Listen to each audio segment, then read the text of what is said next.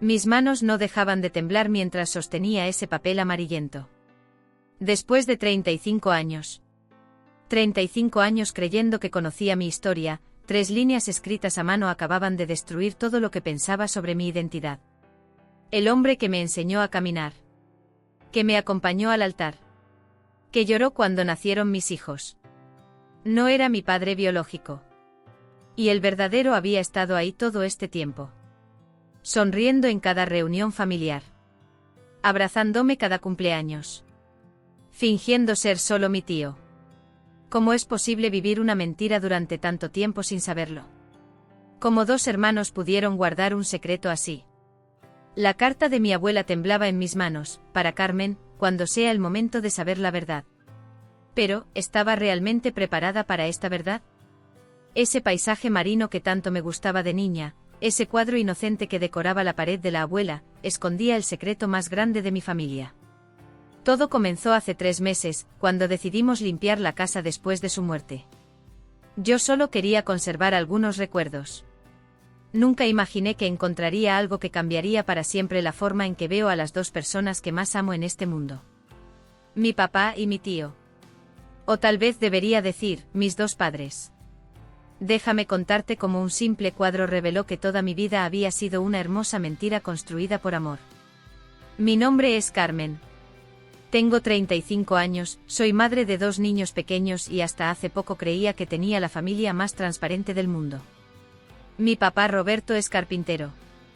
Tiene 62 años y manos enormes, siempre manchadas de barniz y con pequeñas cicatrices de décadas trabajando la madera. Cuando yo era niña, solía llegar a casa oliendo a aserrín y me alzaba con esos brazos fuertes, girándome hasta que yo gritaba de risa. Roberto nunca fue un hombre de muchas palabras, pero siempre encontraba formas silenciosas de demostrar su amor. Me dejaba chocolate bajo la almohada cuando tenía pesadillas. Construyó con sus propias manos la casa de muñecas más hermosa que cualquier niña pudiera soñar. En mi graduación, lo vi llorar por primera vez. Tiene una risa contagiosa que se escucha desde el otro lado de la casa, y la costumbre de silbar mientras trabaja. Los domingos siempre preparaba panqueques con formas de animales, aunque le salieran horribles. Decía que el secreto estaba en la miel extra que les ponía encima. Roberto es el tipo de padre que nunca olvida una fecha importante, que guarda cada dibujo que hice en el jardín de infantes, y que todavía me llama su princesita cuando cree que nadie más está escuchando. Mi mamá Elena murió hace 5 años de cáncer. Era maestra de primaria y tenía esa paciencia infinita que solo tienen las personas que realmente aman enseñar. Elena tenía ojos verdes como los míos y una sonrisa que podía calmar cualquier tormenta. Recordaba el cumpleaños de cada uno de sus estudiantes y horneaba galletas para las reuniones de padres. En casa siempre había música clásica sonando bajito mientras ella cocinaba. Tenía la manía de coleccionar tazas de té de diferentes países, aunque nunca había viajado fuera de nuestra ciudad. Decía que cada taza tenía una historia que contar. Los últimos meses de su enfermedad, Roberto dormía en una silla junto a su cama del hospital. Nunca la dejó sola ni un solo día. Y luego está mi tío Miguel. Miguel tiene 58 años, 4 años menor que Roberto. Es contador, meticuloso hasta el extremo, siempre impecablemente vestido. Mientras Roberto tiene las manos ásperas de trabajar con madera, Miguel tiene dedos largos y cuidados que siempre están tamborileando sobre alguna superficie cuando está pensando. Miguel nunca se casó. Siempre decía que no había encontrado a la mujer correcta, pero nosotros bromeábamos que era demasiado perfeccionista. Su departamento parece salido de una revista de decoración.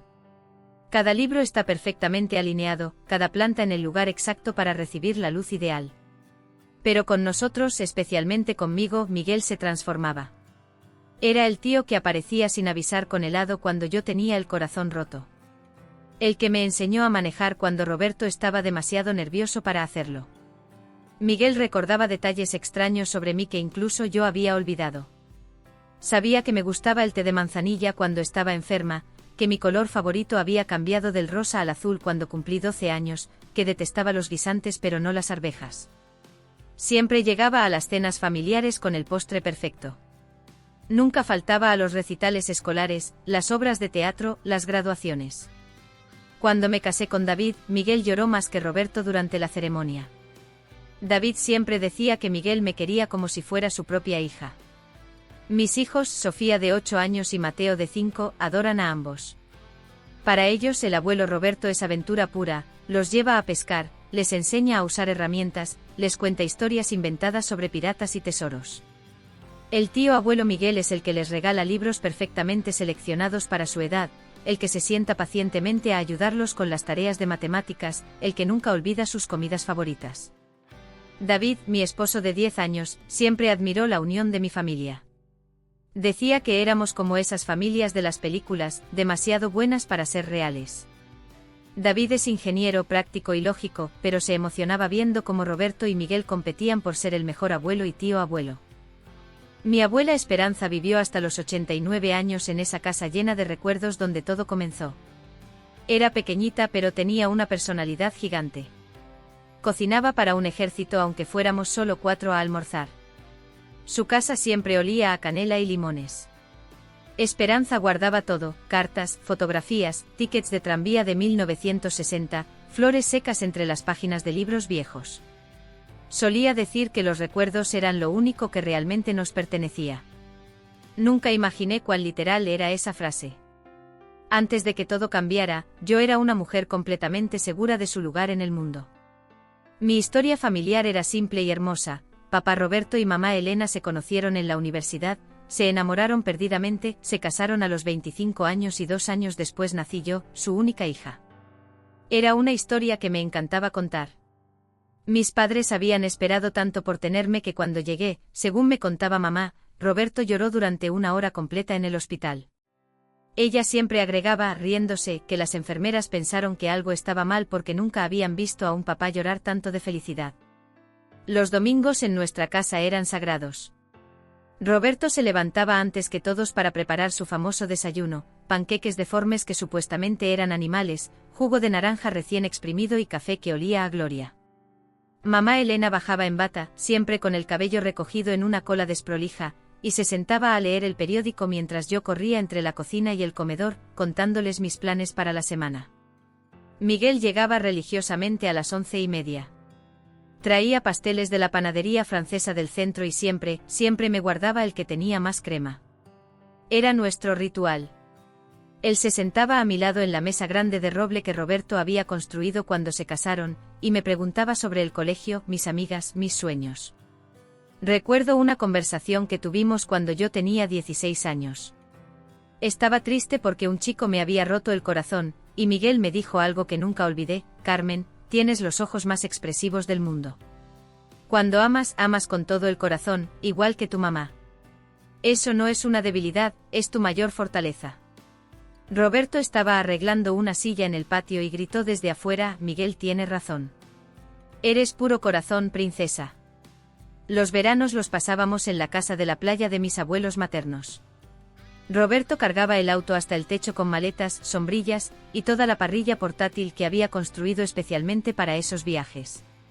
Miguel nos seguía en su auto impecable, siempre con aire acondicionado y música clásica, mientras nosotros íbamos con las ventanas bajas y Roberto cantando desafinado canciones de los 80. En la playa, Roberto se convertía en un niño de 50 años. Construía castillos de arena elaboradísimos, me enseñó a nadar sosteniéndome con esas manos enormes, y cada noche encendía fogatas para asar malvaviscos. Miguel era más reservado, pero se quedaba despierto conmigo mirando las estrellas y contándome historias sobre las constelaciones. Sabía nombres complicados en latín que yo repetía hasta memorizarlos. Elena tomaba fotos de todo. Teníamos álbumes enteros de esos veranos, Roberto enterrado en arena hasta el cuello con una expresión de falsa indignación, Miguel con sombrero ridículo tratando de protegerse del sol, yo construyendo sirenas de arena con caracolas por cabello. Las navidades eran épicas en nuestra casa. Roberto armaba el árbol más grande que pudiera entrar por la puerta, y Elena pasaba semanas horneando cookies con formas navideñas. Miguel aparecía el 24 por la noche con los regalos más perfectos del mundo. No sé cómo lo hacía, pero siempre sabía exactamente qué quería, incluso cuando yo misma no estaba segura. A los 18 años, cuando me fui a estudiar a la capital, llamaba a casa todas las noches. Roberto siempre contestaba con la misma frase: mi princesa. ¿Cómo está mi niña inteligente? Miguel me mandaba cartas escritas a mano cada semana, con noticias familiares y pequeños cheques, para tus gastos universitarios, sin que tu papá se entere. Cuando conocí a David en la universidad, lo llevé a casa para presentárselo a la familia. Roberto lo sometió a un interrogatorio digno de la CIA mientras arreglaba la puerta del garaje, haciéndolo sujetar herramientas y explicar sus intenciones con su hija. Miguel fue más sutil, lo invitó a jugar ajedrez después de la cena y, según David, le hizo las preguntas más inteligentes y profundas de su vida. Mi boda fue el día más feliz que recuerdo. Roberto me acompañó al altar con los ojos brillantes de lágrimas contenidas. En su discurso dijo: he tenido el privilegio de ver crecer a una niña extraordinaria hasta convertirse en una mujer increíble. David, cuídala como yo la he cuidado, con todo el amor del mundo. Miguel brindó después por Carmen, que siempre ha sido el sol de esta familia, y por David, que promete mantener brillando esa luz. Cuando nacieron Sofía y Mateo, tanto Roberto como Miguel se derritieron completamente. Roberto construyó cunas, carritos de madera, y juguetes artesanales que parecían obras de arte. Miguel se volvió el tío más consentidor del planeta, aparecía con ropa de bebé carísima, libros de cuentos en ediciones especiales, y esa paciencia infinita para cambiar pañales que ni David tenía. Mi vida era perfecta. Tenía un papá que me adoraba, el recuerdo hermoso de una mamá que me había amado intensamente, un tío que era como un segundo padre, un esposo maravilloso y 2 hijos sanos. Nunca se me había ocurrido cuestionar nada de mi historia familiar. ¿Por qué habría de hacerlo? Todo encajaba perfectamente. O eso creía yo. Todo comenzó a cambiar cuando murió la abuela Esperanza. Era marzo y habíamos decidido limpiar su casa antes de ponerla en venta. Roberto había estado posponiendo esta tarea durante meses. Cada vez que le preguntaba cuándo íbamos a empezar, su respuesta era siempre la misma: pronto, Carmen. Necesito prepararme emocionalmente. El primer sábado que fuimos, noté algo extraño en el comportamiento de papá. Mientras caminábamos por los pasillos llenos de recuerdos, Roberto tocaba apenas los objetos, como si tuviera miedo de romper algo más que porcelana vieja. Sus manos, tan seguras cuando trabajaba la madera, temblaban ligeramente cuando tomaba las fotografías familiares. Miguel llegó 1 hora después de nosotros. Entró por la puerta trasera, como siempre hacía cuando visitaba a la abuela, pero esta vez se quedó parado en el umbral más tiempo del necesario. Lo observé desde la sala. Tenía los ojos fijos en las escaleras que llevaban al segundo piso, y su rostro mostraba una expresión que nunca le había visto, como si estuviera calculando algo en su mente. Fue en la cocina donde noté la primera señal real de que algo no encajaba. Estábamos empacando los trastos de la abuela cuando encontré una caja de lata con fotografías sueltas. Entre ellas había una imagen en blanco y negro que me llamó la atención: mamá Elena, muy joven, tal vez de 20 años, junto a un hombre que le tenía el brazo alrededor de la cintura. Estaban frente a una fuente que reconocí del Parque Central. Le mostré la foto a Roberto. Su reacción fue instantánea y extraña. Se puso rígido como si alguien lo hubiera golpeado en el estómago. Después de unos segundos dijo con una voz más ronca de lo normal: debe ser algún amigo de tu mamá antes de que nos conociéramos. Pero había algo en su tono que no me convenció. Roberto nunca había sido celoso. Siempre hablaba con cariño de los antiguos pretendientes de mamá, incluso bromeaba sobre ellos. Esta vez fue diferente. Le di vuelta a la fotografía. En la letra clara de la abuela estaba escrito: Elena y Miguel, verano del 78. Mi corazón se detuvo por un segundo. Miguel. Verano del 78. Mis padres se habían casado en el 79, y yo había nacido en el 80. Le mostré la anotación a Roberto. Su rostro se puso completamente pálido. Tomó la fotografía de mis manos y la guardó rápidamente en su bolsillo. Son cosas viejas, Carmen. Tu abuela a veces se confundía con las fechas. Pero yo conocía a mi abuela. Esperanza tenía una memoria fotográfica. Nunca se confundía con las fechas importantes. En ese momento Miguel entró a la cocina. Había algo diferente en la forma en que nos miró a Roberto y a mí. Sus ojos se fijaron inmediatamente en el bolsillo donde Roberto había guardado la fotografía. ¿Encontraron algo interesante?, preguntó, y su voz sonaba forzadamente casual. Solo cosas viejas, respondió Roberto, demasiado rápido. El silencio que siguió fue incómodo. Miguel se acercó al fregadero y comenzó a lavar unos vasos que ya estaban limpios. Reconocí ese gesto, era lo que hacía cuando estaba nervioso. Sus dedos largos frotaban el vidrio una y otra vez, haciendo ese sonido chirriante que siempre me molestaba. Roberto se dirigió al patio con una excusa sobre revisar las herramientas de jardinería de la abuela. Pero podía verlo desde la ventana de la cocina. No estaba revisando nada.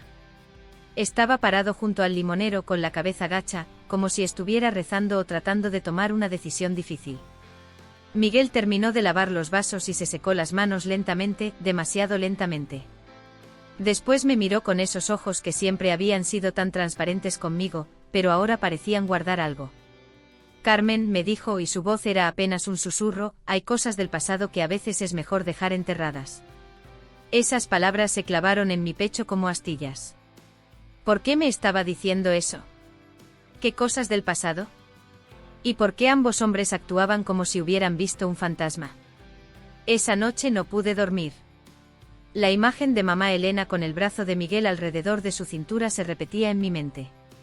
Sus sonrisas en esa fotografía eran demasiado íntimas para ser solo amistad. Y había algo más que me inquietaba, la fecha. Verano del 78. Si mis cálculos eran correctos, yo había sido concebida en el verano del 79. Apenas un año después de esa fotografía.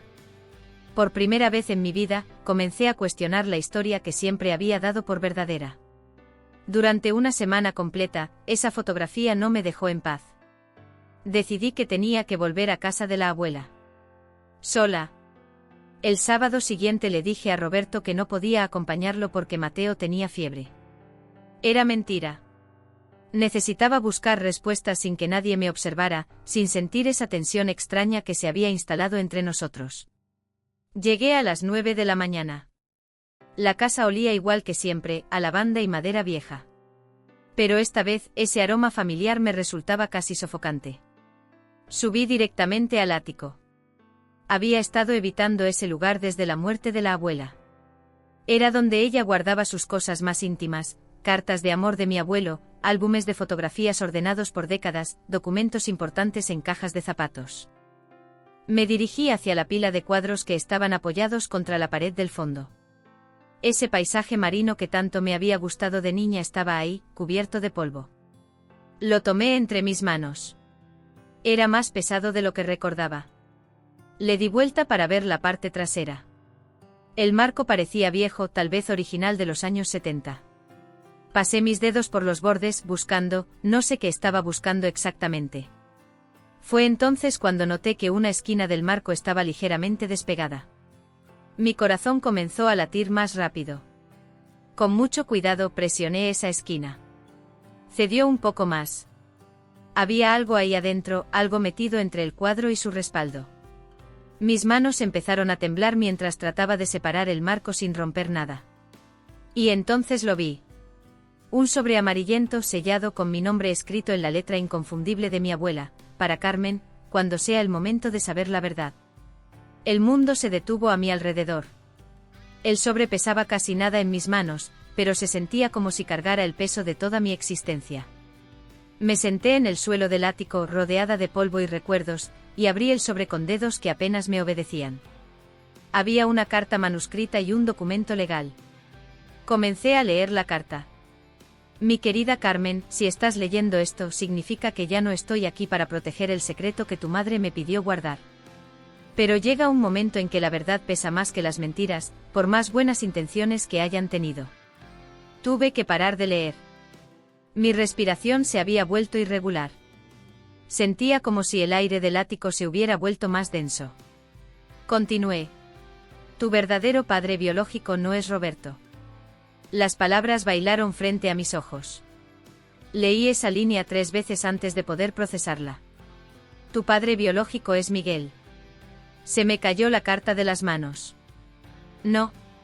No podía ser verdad. Mis ojos se llenaron de lágrimas, pero seguí leyendo desde el suelo. Elena y Miguel tuvieron una relación antes de que ella se casara con Roberto. Cuando Elena descubrió que estaba embarazada, Miguel acababa de irse a trabajar a otra ciudad. Elena tomó la decisión más difícil de su vida, casarse con Roberto y nunca revelar la verdad. Miguel renunció a su paternidad por amor a su hermano. Cada palabra era como un golpe en el pecho. 35 años. 35 años de mentiras. Tomé el documento legal con manos que ya no podía controlar. Era un testamento. El testamento de Miguel. Reconozco a Carmen Elena Rodríguez como mi hija biológica y le dejo la totalidad de mis bienes, con la condición de que esta información se revele únicamente después de mi muerte y la de Roberto. Me quedé ahí sentada en el suelo, llorando en silencio. Todo tenía sentido ahora. La forma especial en que Miguel me miraba. Su soltería inexplicable. Su conocimiento íntimo de cada detalle de mi vida. Su dolor cuando me casé. Las lágrimas que derramó en mi boda no eran de un tío orgulloso. Eran las lágrimas de un padre que tenía que fingir ser otra cosa. Y Roberto. Dios mío, Roberto. El hombre que me había criado con tanto amor, que me había dado todo lo que tenía, que había sido el mejor padre del mundo. Nunca había sabido que yo no era biológicamente suya. O tal vez sí lo sabía. Tal vez los tres habían estado actuando durante 35 años. Mientras yo vivía en la ignorancia más completa. Pasé 3 días sin poder hablar con nadie. 3 días guardando esa información como si fuera veneno en mi sistema. David notó mi cambio inmediatamente. Por las noches me quedaba despierta mirando el techo, y durante el día apenas podía sostener conversaciones normales con mis hijos. ¿Cómo le dices a tu esposo que toda tu identidad acaba de colapsar? ¿Cómo le explicas que el hombre que conoció como tu tío en realidad es tu padre biológico? El 4.º día no pude más. David estaba preparando café en la cocina cuando finalmente me quebré. Comencé a llorar sin poder parar, con esos sollozos profundos que salen desde algún lugar que no sabías que existía. Él me abrazó sin hacer preguntas hasta que pude hablar. Le conté todo. Le mostré la carta y el testamento. Su primera reacción fue de shock silencioso. Después, ira. No hacia mí, sino hacia la situación. Carmen, esto cambia todo, ¿no es así? Sí. Cambiaba todo. Pero lo que más me dolía no era descubrir que Miguel era mi padre biológico. Era darme cuenta de que Roberto había vivido toda su vida sin saber la verdad. O peor aún, que tal vez sí la sabía y había elegido amarme de todas formas. David me ayudó a tomar la decisión más difícil de mi vida, tenía que confrontarlos. Primero fui con Miguel. Lo cité en el café donde solíamos desayunar cuando yo era adolescente y tenía problemas. Llegué con el testamento en mi bolso, sintiéndome como si llevara una bomba. Miguel llegó puntual, como siempre. Se sentó frente a mí con esa sonrisa cálida que ahora tenía un significado completamente diferente. Carmen, qué alegría verte. ¿Cómo están mis nietos? Tus nietos, repetí, y algo en mi tono lo alertó inmediatamente. Saqué el testamento y lo puse sobre la mesa, entre nuestros cafés. Miguel se puso completamente pálido. Sus manos, siempre tan controladas, comenzaron a temblar. ¿Dónde encontraste eso? Su voz era apenas un susurro. En casa de la abuela. Escondido detrás del cuadro que tanto me gustaba de niña. Miguel cerró los ojos y se llevó las manos a la cara. Por primera vez en mi vida, lo vi completamente vulnerable. Carmen, yo. ¿Cuánto tiempo sabías que era tu hija? Las lágrimas comenzaron a rodar por sus mejillas. Desde el día que naciste. Pero no soy tu padre, Carmen. Roberto es tu padre. Yo solo te di la vida. Su dolor era tan genuino que por un momento sentí ganas de consolarlo. Pero necesitaba respuestas. Roberto sabe. Miguel negó con la cabeza, llorando abiertamente ahora. Elena y yo acordamos que nunca lo sabría. Era la única forma de proteger a todos. ¿Me amas como padre o como tío? Esa pregunta lo rompió completamente. Carmen, te he amado como padre cada segundo de tu vida. Cada cumpleaños, cada graduación, cada logro, he tenido que celebrarte fingiendo ser otra cosa. ¿Sabes lo que se siente tener que pedirle permiso a tu hermano para abrazar a tu propia hija? Salí de ese café sintiéndome partida en 1000 pedazos. 2 días después vino la conversación que más temía. Roberto llegó a casa como todos los sábados, con herramientas para arreglar algo que no necesitaba reparación. Era su excusa para pasar tiempo con nosotros. Esta vez yo tenía una excusa diferente para él. Papá, necesitamos hablar. Algo en mi tono lo puso en alerta. Roberto se sentó en el sofá de la sala, con esas manos enormes apoyadas en sus rodillas. Le mostré la carta de la abuela y el testamento. Roberto leyó en silencio. Su rostro pasó por todas las emociones posibles, sorpresa, dolor, comprensión, y finalmente una tristeza profunda. Cuando terminó de leer, me miró con esos ojos que siempre me habían hecho sentir la niña más amada del mundo. Carmen, me dijo con voz quebrada, ¿esto cambia algo para ti? ¿Cambia algo para ti?, le pregunté de vuelta. Roberto se levantó del sofá y me abrazó como cuando era niña. Tú eres mi hija. Has sido mi hija desde el momento en que te tuve en mis brazos. Un papel no va a cambiar 35 años de amor. Pero había algo más en sus ojos. Una pregunta que no se atrevía a hacer. Papá, le dije, tú siempre serás mi padre. Miguel me dio la vida, pero tú me diste todo lo demás. Esa noche los tres nos reunimos por primera vez en mi casa, sabiendo la verdad. La conversación más extraña de nuestras vidas. 2 hermanos que habían guardado el mismo secreto durante décadas.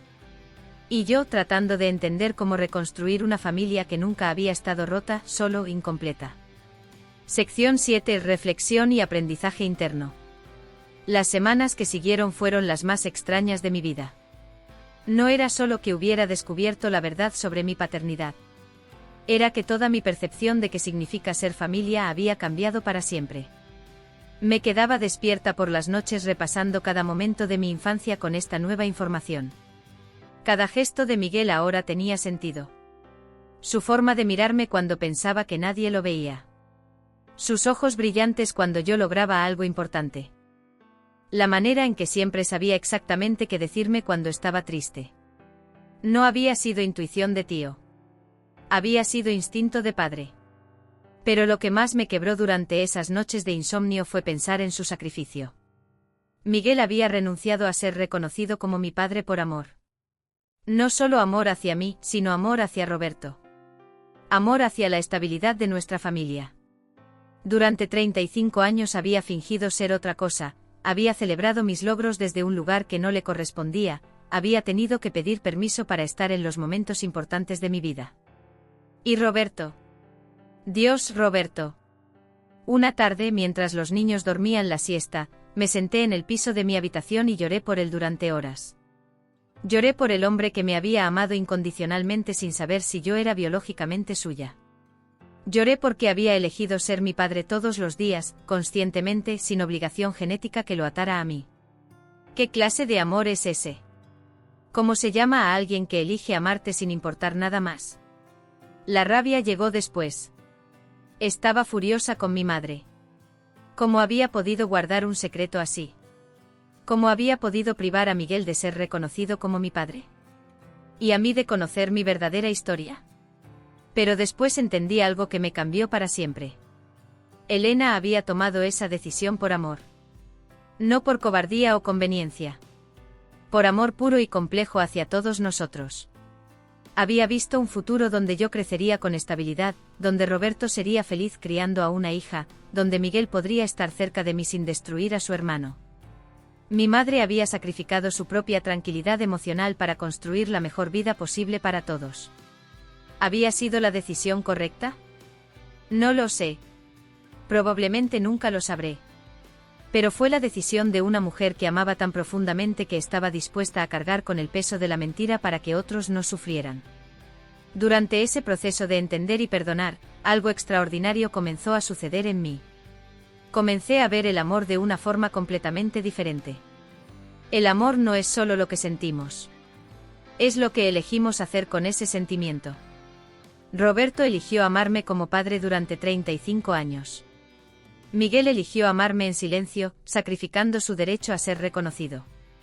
Elena eligió construir una mentira hermosa para proteger a todos los que amaba. Y yo tenía que elegir qué hacer con todo ese amor.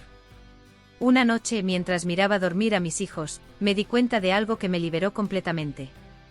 Yo no era la víctima de una mentira. Era la beneficiaria de 3 amores extraordinarios. Había crecido con un padre que me eligió todos los días, un padre biológico que me amó desde la distancia, y una madre que construyó la mejor vida posible para mí, aunque eso significara cargar con un secreto imposible. No muchas personas pueden decir que fueron amadas tan intensamente por tantas personas. La transformación llegó cuando dejé de preguntarme por qué me habían mentido y comencé a agradecer cómo me habían amado. Roberto seguía siendo mi papá. Eso nunca iba a cambiar. Pero ahora también tenía la oportunidad de conocer a Miguel como mi padre biológico, de entender de dónde venían mis ojos verdes, mi forma de inclinar la cabeza cuando pienso, mi amor por la música clásica. En lugar de haber perdido algo, había ganado una dimensión completamente nueva de amor familiar. La culpa que había cargado Miguel durante décadas. El miedo que había vivido Roberto de no ser suficiente. El peso silencioso que había llevado Elena hasta su muerte. Todo eso podía terminar conmigo. Yo podía elegir sanar lo que ellos habían mantenido roto por amor. Podía darles a todos la paz de saber que su amor había sido suficiente. Más que suficiente. Había sido perfecto. Han pasado 8 meses desde aquel día en el ático. Hoy mi familia es diferente, pero no rota. Es más honesta, más compleja, y de alguna manera más fuerte. Los domingos siguen siendo sagrados en nuestra casa, pero ahora la mesa es más grande. Roberto llega temprano, como siempre, con sus panqueques deformes y esa sonrisa que nunca ha cambiado. Miguel trae los pasteles de la panadería francesa, pero ahora se sienta a mi lado con una libertad diferente. Ya no tiene que esconder la intensidad de su amor por mí. Mis hijos ahora tienen 2 abuelos que compiten abiertamente por su atención. Sofía preguntó una vez por qué tenía 2 abuelos y solo una abuela. Le dije que a veces las familias se forman de maneras especiales, y que ella tenía la suerte de tener más amor del que la mayoría de las personas pueden imaginar. Roberto sigue siendo mi papá. Eso nunca cambió ni por un segundo. Pero ahora entiendo por qué siempre me miraba con esa mezcla de orgullo y asombro, como si no pudiera creer su suerte de tenerme. Porque había elegido tenerme todos los días, sin saber si yo llevaba su sangre. Miguel y yo hemos construido una relación nueva. No podemos recuperar 35 años de padre e hija, pero podemos construir algo diferente y hermoso desde aquí. Me cuenta historias sobre mi madre que Roberto nunca supo. Me explica de dónde vienen mis gestos, mis expresiones. Por primera vez en mi vida entiendo por qué inclino la cabeza hacia la izquierda cuando estoy pensando. He aprendido que la verdad no siempre libera. A veces simplemente nos da nuevas responsabilidades. La responsabilidad de elegir cómo usar esa verdad para construir algo mejor. Roberto y Miguel han empezado a hablar entre ellos de maneras que nunca lo habían hecho. Hay una paz nueva entre los hermanos, como si un peso invisible se hubiera levantado de sus hombros. Miguel ya no tiene que fingir que solo es mi tío. Roberto ya no tiene que preguntarse en silencio si soy realmente suya. El cuadro del paisaje marino ahora cuelga en mi sala. Ya no esconde secretos, pero sigue siendo hermoso. Mis hijos lo miran a veces y me preguntan por qué me gusta tanto. Les digo que me recuerda que las cosas más valiosas a veces están escondidas, esperando el momento correcto para ser descubiertas. La herencia de Miguel sigue intacta. Decidí no tocarla hasta que él no esté. Porque aunque ahora sé la verdad, Miguel sigue vivo, y mientras esté aquí, quiero que sepa que no necesito su dinero para amarlo como padre. Mi madre Elena ya no está aquí para ver cómo terminó su historia. Pero creo que estaría en paz sabiendo que su secreto finalmente sirvió para unirnos más, no para separarnos. A veces, cuando estamos todos reunidos en el domingo familiar, los observo a ambos hombres que me aman con intensidades diferentes pero igualmente profundas, y pienso en todas las madres que han tomado decisiones imposibles por amor. En todas las mentiras hermosas que se construyen para proteger a los que más amamos. Y en cómo a veces la verdad llega exactamente cuando estamos listos para manejarla. Si estás escuchando mi historia y sientes que hay algo familiar en ella, quiero que sepas algo. Los secretos familiares son como semillas enterradas demasiado profundo. Pueden permanecer ahí durante décadas, pero eventualmente encuentran la forma de crecer hacia la luz. He aprendido que no somos responsables de los secretos que otros guardaron antes de que naciéramos. Pero sí somos responsables de decidir qué hacer con ellos cuando llegan a nuestras manos. Durante estos meses he recibido mensajes de personas que han vivido historias similares. Adopciones ocultas. Paternidades dudosas. Hermanos que no sabían que existían. Identidades construidas sobre mentiras bien intencionadas. Y algo que me impacta de cada historia es esto: el amor real siempre encuentra la forma de sobrevivir a la verdad. Si tienes secretos familiares pesando en tu corazón, si has descubierto algo que cambió tu mundo, si te sientes perdido entre lo que creías y lo que ahora sabes, quiero decirte que no estás solo. La familia real no se define por la sangre que compartimos, sino por las decisiones diarias que tomamos de amarnos, protegernos y estar presentes el uno para el otro. Roberto me enseñó que ser padre es una elección que se hace todos los días. Miguel me enseñó que el amor verdadero a veces requiere sacrificios silenciosos. Mi madre me enseñó que a veces protegemos a los que amamos de maneras que no entenderán hasta muchos años después. Si mi historia te tocó de alguna manera, si reconoces algo de tu propia vida en estas palabras, te invito a que compartas tu experiencia en los comentarios. No tienes que dar detalles si no quieres. Solo déjame saber que no estoy sola en esto. A veces, cuando compartimos nuestras heridas, descubrimos que no eran tan únicas como pensábamos. Y en esa conexión con otros que han caminado senderos similares, encontramos una forma diferente de sanar. Porque al final, todos estamos tratando de entender de dónde venimos, quiénes somos realmente, y cómo construir familias que puedan sostener tanto la verdad como el amor. Si esta historia te ayudó de alguna manera, compártela con alguien que también podría necesitar escucharla. Porque las historias como esta no se cuentan para ser perfectas. Se cuentan para recordarnos que no estamos solos.